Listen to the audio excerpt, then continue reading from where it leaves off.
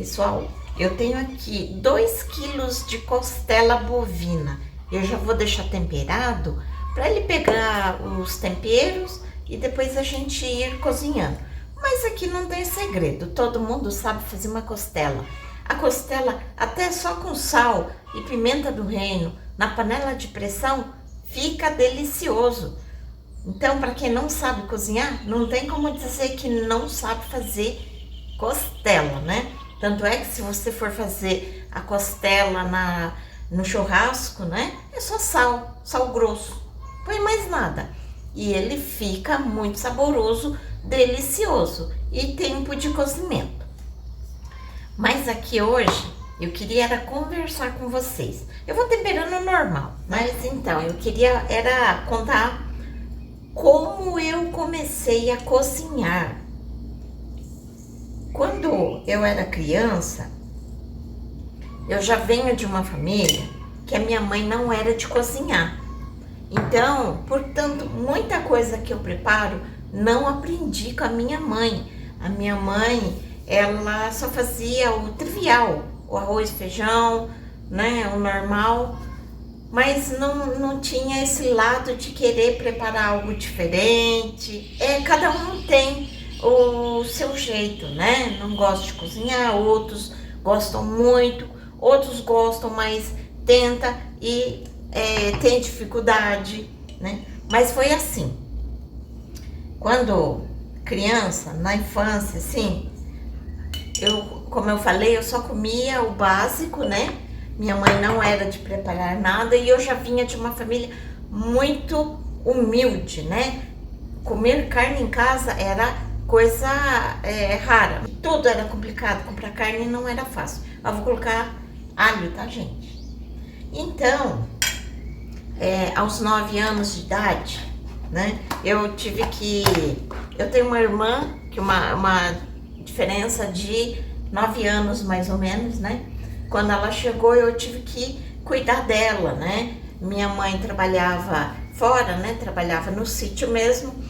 Então, eu tinha que cuidar da minha irmã e trocar fralda, lavar roupa, já com 9 anos de idade. Aí, eu já tive que entrar na cozinha, mas não sabia cozinhar. Minha mãe não tinha dotes culinários. Fui aprender só o básico, cozinhar o arroz, mas o arroz japonês, o gohan, só com água. Para cozinhar o arroz também tinha todo aquele processo, né? De pôr o tanto de água certo, quando chegar a hora de que ele estiver começando a secar, baixar o fogo, tampar.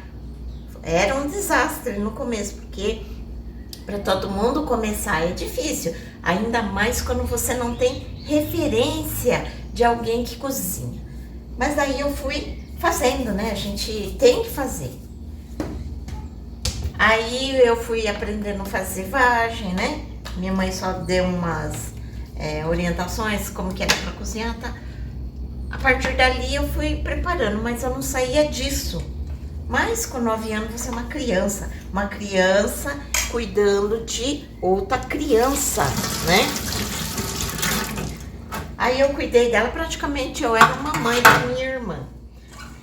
Aí o tempo passou, sempre comi só o normal, o trivial, né? Quando eu, aos 17 anos, saí para trabalhar, fui trabalhar num escritório de contabilidade. Aí eu fui morar fora. Eu fui morar fora, pagar aluguel e me sustentar. Fora isso, eu ia ajudando a família, né? Tudo que eu recebia, 100%, não digo 100%, 90%. Mandava tudo para a família que morava no sítio, para ajudar a família. Então eu só pagava aluguel e comia o básico, bem assim, simples mesmo, né? Foi quando, vocês sabem a minha história, que eu trabalhei no Japão, né? Eu fiquei no Brasil trabalhando, ainda até os 20 anos, no escritório, ajudando a família. Foi quando, aos 20 anos, eu saí do Brasil. Eu fui trabalhar no Japão. Aí eu fui trabalhar no Japão e lá era o normal, tinha que fazer a comida, né? Morava num pequeno apartamento, kitnet, e fazia comida, o que eu aprendi na infância. Só que eu não conheci tanta coisa, vocês nem vão acreditar. Até os 20 anos, 22 anos, nunca tinha provado, não sabia nem o sabor de estrogonofe, nunca tinha comido yakisoba, mesmo vindo de família japonesa, né?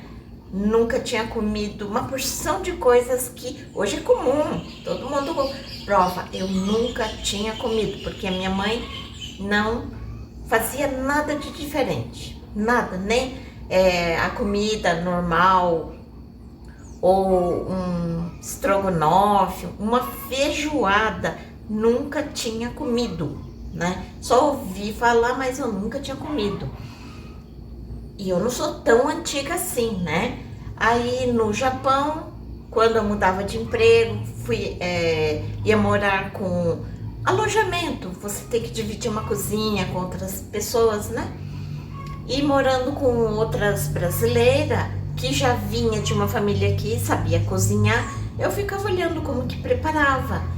Ah, é isso que é estrogonofe, yakisoba, isso que é feijoada, quibe. Não sabia fazer quibe de jeito nenhum. Eu fui vendo as brasileiras preparando, depois de tempo em tempo, temporada, a gente mudava de emprego, de cidade, até alojamento. Com isso conhecia um novo pessoal e com isso conhecia outras maneiras de cozinhar. A mesma coisa, como que uma outra turma de outra região preparava um estrogonofe, uma feijoada, um quibe. Claro que não era só isso, tinha muito mais, né? Então eu pensei, eu preciso aprender. E a grande chance minha, eu estando no Japão desde nova, né? A minha vida praticamente foi toda no Japão. Conheci pessoas do Brasil todo, gente, do Nordeste, do Sul, do Sudeste, do Norte. Conheci gente de todos os lugares. Os descendentes de japoneses os brasileiros que acabaram indo para o Japão, né? Eu jamais iria conhecer essas pessoas se não fosse no Japão. Muitas vezes a gente tem que sair da nossa zona de conforto, que é a nossa casinha, onde não acontece nada. Você tem que sair para o mundo, né? Aí foi quando eu conheci outras culinárias. Eu estando no Japão, aí sim eu comecei a ir atrás de aprender como é que faz a comida japonesa no original. Porque aqui no Brasil, muitas famílias japonesas fazem a comida adaptada com a culinária japonesa, né? Algumas são originais, outras não. Porque muitas avós ou mães vieram para o Brasil ainda jovem ou criança. Então, cozinhou aprendendo aqui. Mas eu estando no Japão, eu fui atrás de como preparar um bom gohan, como que era o correto, um yakisoba, eu queria aprender o original, que mais que tinha? Um daikon, né? Um nabo, quando você faz oden, que é um prato japonês, eu queria aprender o original. Então eu tive a chance lá de explorar a culinária japonesa, aprender como é que se faz a receita raiz. E nesses tempos, quando entrou em internet, que demorou, né, gente? Foi no ano mais ou menos 2000 que já estava acessível para muitas pessoas. Eu comecei, eu sou curiosa, eu gosto de estudar bastante. Fui atrás e fui aprendendo como preparar. Aí eu aprendi, fui modificando ao paladar para minha família. Depois eu fui indo atrás de ver como que os chefes fazem mesmo, a parte prática, método, tudo, né? Aí eu fui entendendo, porque daí você vai criando uma base. E tem as técnicas, né? O cozimento não é só picar, é como ir ao fogo. Então, foi assim que eu fui aprendendo a cozinhar uma coisinha e outra e aperfeiçoando, porque a gente tem que continuar preparando, né? Até você chegar no ideal e começar a entender um pouco de culinária. Na vida toda a gente tem que ter interesse, porque se você não ir atrás, ir aprender, ninguém fará isso por você. Não é só na culinária, isso é em todas as áreas. Você tem que ter interesse e ir atrás, né? Sair da zona de conforto. Onde que é a zona de conforto? É no seu aconchego, no seu cantinho, na sua casa, no seu refúgio, onde muitas vezes não acontece nada, né? Então você tem que sair para o mundo. A sua mente tem que estar aberta para aprender. Todo dia estamos aprendendo. Até um simples estrogonofe, né? Que é só um exemplo. Tanta gente faz de várias maneiras, aprendeu de outros, culinária familiar mesma, né? Você vai vendo, vai aprendendo, vai testando. Sempre a culinária é um teste, é uma alquimia de temperos. E foi assim que eu fui aprendendo, fui fazendo e hoje eu não tenho tanta dificuldade para preparar uma carne, uma salada, um arroz, uma massa, né? Tudo você tem que ir atrás. Claro, aprendi também na fase da infância, eu só tive noção, por exemplo, como fazer um feijão diferente. Era quando eu ia na casa das minhas tias e eu ficava lá olhando, muitas vezes eu ficava na cozinha. Por isso que eu sempre falo, você tem que ter curiosidade e interesse, né? A maneira que a minha tia preparava o feijão, eu olhava, nossa, é diferente da minha casa. Lá na minha casa, minha mãe, ela sempre teve pressa de fazer as coisas, meio que coloca lá, deixa cozinhando, o que saiu, saiu, né? Mas vocês repararam que para preparar um feijão, cada família tem um sabor diferente. A hora que você vai provar, aquele feijão é diferente da tua casa? Vai num restaurante, é diferente do outro restaurante? Pois é, por mais que você faz do mesmo jeito, é um óleo, é um alho, cebola, tem gente que põe cebola, tem gente que não põe, né? Não tem segredo, só põe isso aí, deixa fervendo, apurando, mas ele sai diferente. É a quantidade de óleo, ou é a quantidade de alho, ou o tempo que ele frita, né? Aí eu gostava muito do feijão que uma tia fazia, e olha que ela era japonesa do Japão, e ela preparava um feijão que era fenomenal. Como pode um feijão, né? O ingrediente que ela também tinha era só o feijão carioca, cozidinho, o alho e o óleo. Mas por que o dela era mais gostoso? Aí eu fiquei olhando, era o processo, né? Isso aí interfere. Na minha casa, pelo menos, era assim que eu aprendi. Talvez muita gente faz também. Colocava o óleo lá na panela, fritava o alho e, no caso, era tudo cortado em lâminas, colocava lá para fritar até ficar amarelinho e já jogava o feijão, colocava água e sal, deixava ferver. Era um sabor, né? Às vezes dá saudade, eu faço assim. Mas na casa da minha tia era diferente. Ela deixava, provavelmente você faz assim também, deixava o feijão lá cozido fervendo numa panela, ela pegava uma frigideira, colocava óleo, bastante óleo, e o alho, ela pedia para mim ir descascando, eu lembro até hoje.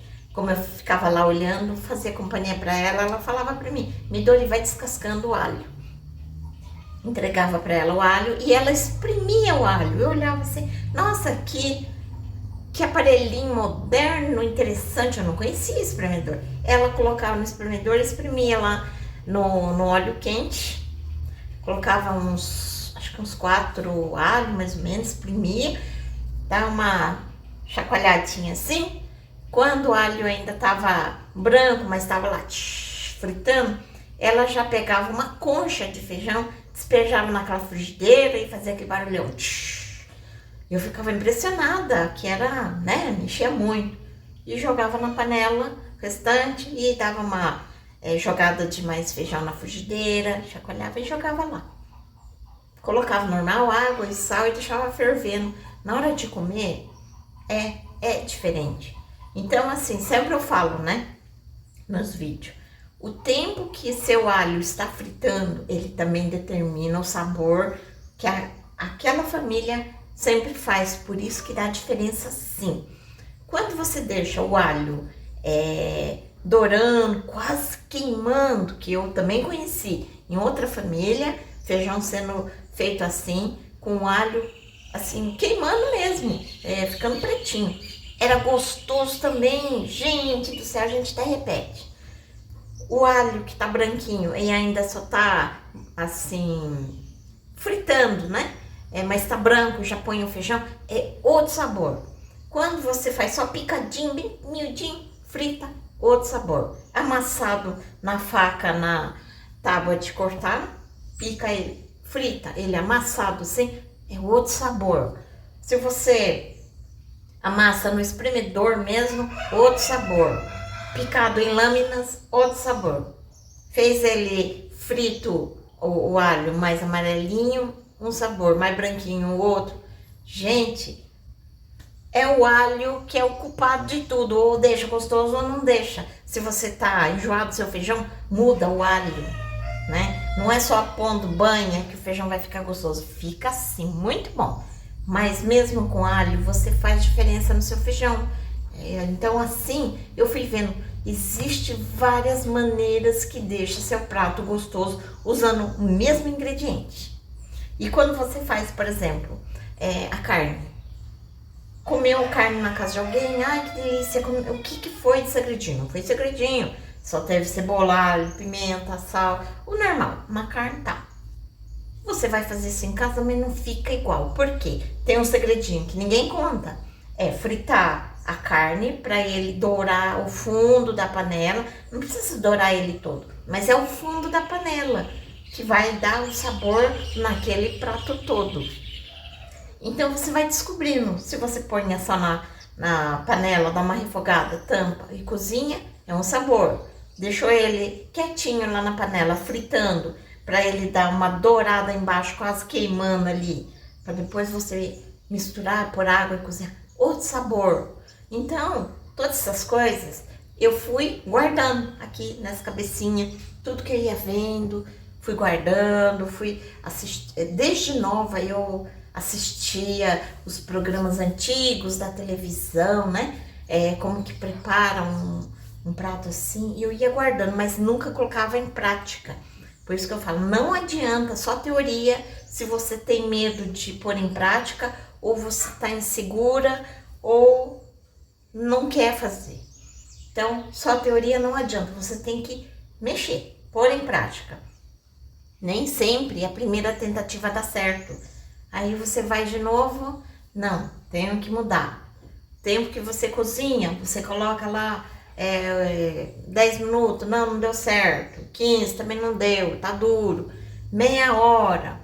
Aí você vai adaptando, você pode escrevendo num caderninho que dessa vez eu acertei, né? Nesse tempo, nesse tanto de água, aí você vai escrevendo, vai montando pra você e você vai ver que você vai estar cozinhando muito bem, muito gostoso. E vai atrás de tempero, gente. Supermercado hoje em dia tem uma variedade tão grande que é só você começar a trabalhar com alquimia, né?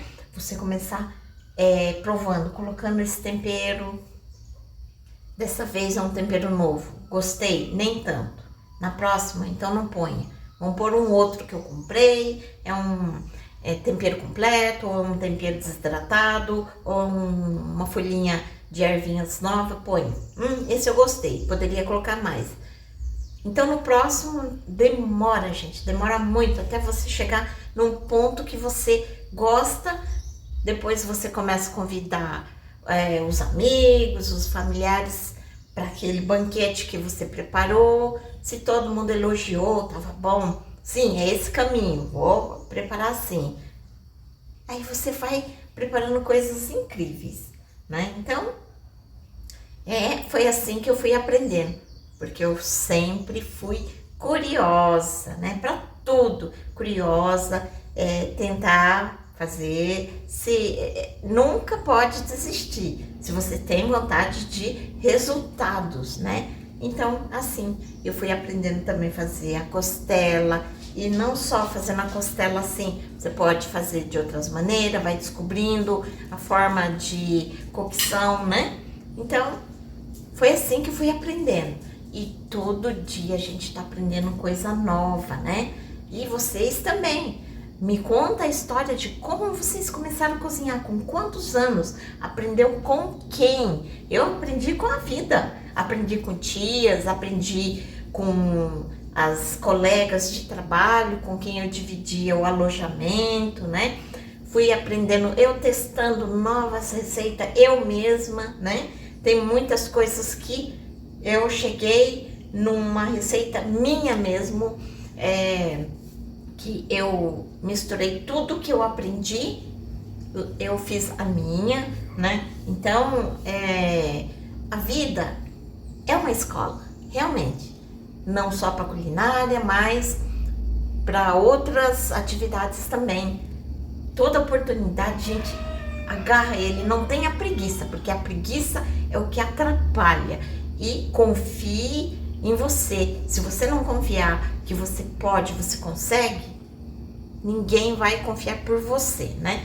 Então, insista. Se você não cozinhou até agora, fala que minha comida não dá certo, insista, mas presta atenção. Não adianta ficar sempre fazendo a mesma coisa, não mudando o método e não sai do jeito que você gosta. Então vai estudar primeiro como é que faz um arroz, como é que faz um feijão, né? Depois vai para um mais intensivo, como é que melhora aquele feijão, feijoada, o tempo de cozimento, o que vai nele, a proporção de cada quilo de feijão, quanto de carnes, né?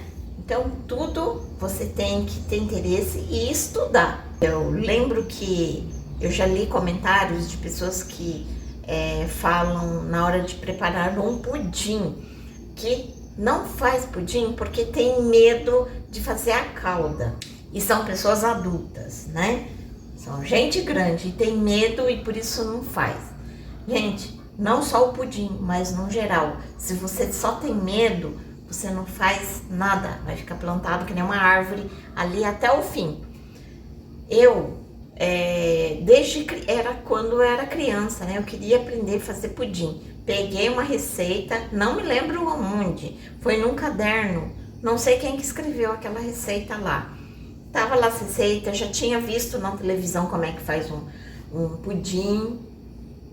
Peguei açúcar, coloquei na forma de pudim, fui fazer o caramelo do jeito que eu tinha visto. Gente, eu tava sozinha em casa, porque minha mãe trabalhava, né? Eu comecei a fazer aquele pudim não, aquele caramelo, começou a queimar, assim, fui mexendo.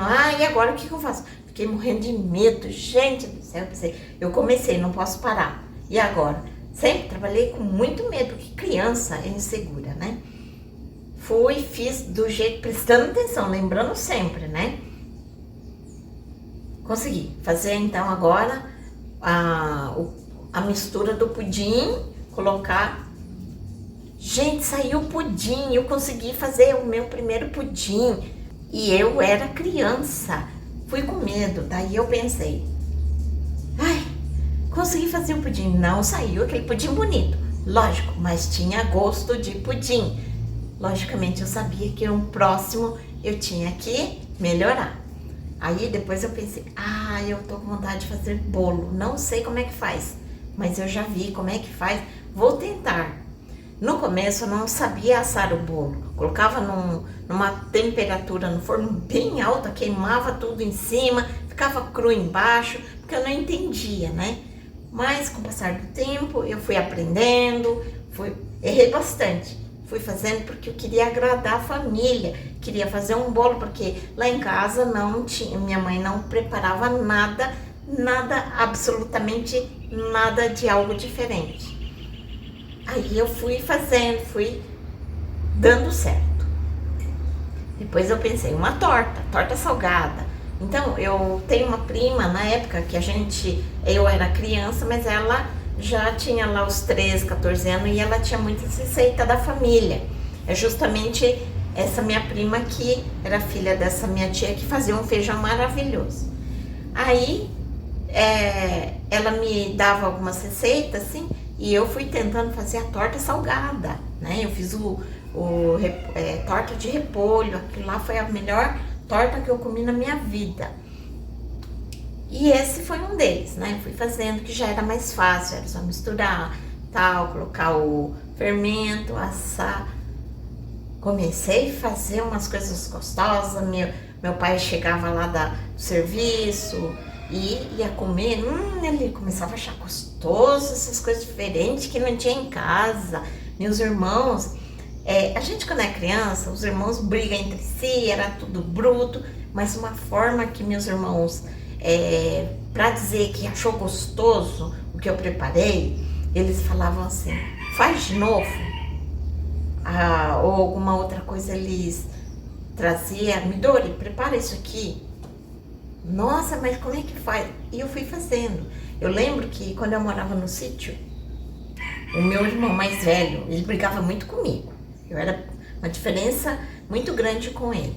Então, ele chegava do serviço e ele arrancava mandioca, trazia para mim, meio assim, cuidado, prepara aí para mim, faz sopa de mandioca. Nossa, eu ia tentando, ia fazendo. Quando gostava, de novo, faz de novo. Ou seja, estavam aprovando cada vez mais o que eu preparava, né? Então, quando eu falei, né, que eu fui trabalhar com 17 anos, saí de casa, fui pagar aluguel, já não morava mais na família. Então, eu já não tinha mais tempo de cozinhar, né? Daquela maneira inicial, já não tinha tempo, era só fazer minha marmitinha para ir trabalhar no escritório, o de sempre. Então eu fiquei um período sem poder cozinhar em casa, não tinha tempo mesmo, porque eu trabalhava em escritório o dia inteiro, chegava à noite, já nem voltava para casa, ia direto do escritório, já ia estudar. Eu fiz formação de técnico em contabilidade, eu estudava à noite e eu pegava o ônibus já quase 11 horas da noite, né? Trabalhava o dia inteiro, estudava a noite inteira, sem jantar, sem tomar banho, com fome, não tinha dinheiro para o lanche. Eu pegava aqueles pãozinhos que a prefeitura deixava lá na escola, né? E chegava em casa já meia-noite e meia, porque era longe para me pegar um ônibus até chegar em casa. Chegava tarde e comia alguma coisa correndo, ia dormir para o dia seguinte. Eu fiquei assim por 2, 3 anos, essa vida, né? De só trabalhar no escritório, ajudar a família, estudar à noite, me formar. Dali é que eu fui para o Japão, né? Aos 20 anos, quase 21, eu fui para o Japão e dali eu fiquei. Vivi praticamente a minha juventude toda fora do Brasil, né? Por isso que eu aprendi muita coisa lá no Japão, provando aquela comida, porque lá no Japão, no supermercado tem muita comida pronta nas bandejinhas, lá, né? Tudo prontinho, a gente come. Essa é o sabor raiz mesmo, original do Japão, né? Então eu fui aprendendo como é que prepara tudo aquilo, né? E lembrei de uma coisa. Lá no Japão, tem gente que pensa assim, você vai pro Japão, vai comer só comida japonesa. Lá no Japão, hoje em dia, não tem comida japonesa. Apenas assim, um shirogohan, né? Uma coisinha ou outra. Mas hoje, né, do jeito que o mundo está globalizado, no Japão já Se você quer comer uma comida japonesa mesmo, você tem que procurar um restaurante especializado em comida japonesa, porque hoje lá os jovens são refrigerante normal, fast food, já é comida ocidental. Se você quer comer um lamen tipicamente japonesa, você vai ter que procurar um restaurante próprio só para isso. No supermercado, o que mais a gente encontra é milanesa, algo frito, né? Uma maionese. É uma comida mais ocidental. Hambúrguer, comida enlatada, todas essas coisas. Se você quer uma sessão de comida japonesa, é uma sessão bem pequenininha, só vem pouca coisa, uma coisinha ou outra, um peixe assado, ou uma mistura feita com shoyu, nabo, já é pouca coisa, caríssimo, só os antigos que compram, né? Os jovens já estão agora consumindo mais comida ocidental, é verdade. Então, aqui no Brasil, se você quer comer comida japonesa, você tem que procurar sushi ou um restaurante especializado, né? Já tá parecido com o Japão. Então é isso, gente. O que eu preparo aqui é uma mistura de todas as minhas vivências, desde criança, saindo do sítio, indo para a cidade, conhecer outras pessoas. Fui para o Japão, conheci muitas brasileiras que cozinhavam de diferentes formas. Aprendi um pouco olhando as tias preparando, o processo era diferente, totalmente diferente, né? Vim conhecer pratos diferentes, que é normal, comum nas casas, famílias brasileiras. Fui aprender, não digo muito tarde, mas pela minha idade, toda a moçada já conhecia esses pratos. E eu não parei. Até hoje eu busco receitas, maneiras de preparar diferente e trazer para vocês. Então, pessoal, já vou começar cozinhando essa costela. Vou fazer uma panela de pressão, coloco um pouquinho de óleo e vamos fazer o fundo da panela, né? Que esse que é o segredo, ó. Deixa aquecer. Eu estou usando um fogo mais forte aqui, porque se a gente coloca no fogo muito fraco, aí demora para fazer aquele fundo da panela que vai dar aquele sabor, né? Já deixei temperado um tempinho aqui, já o sal provavelmente já pegou. Então, é isso, gente. Espero que vocês tenham gostado dessa história que eu contei, de como eu comecei a cozinhar, como que eu aprendi a cozinhar, né? Então, vamos preparar essa costela que tenho certeza que vai ficar deliciosa. Então, vou começar colocando a carne.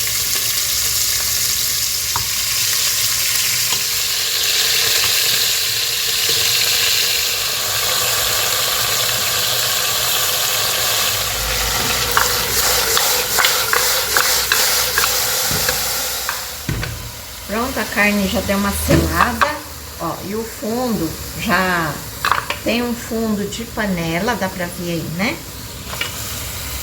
Isso aqui já dá diferença numa simples carne que você esteja fazendo.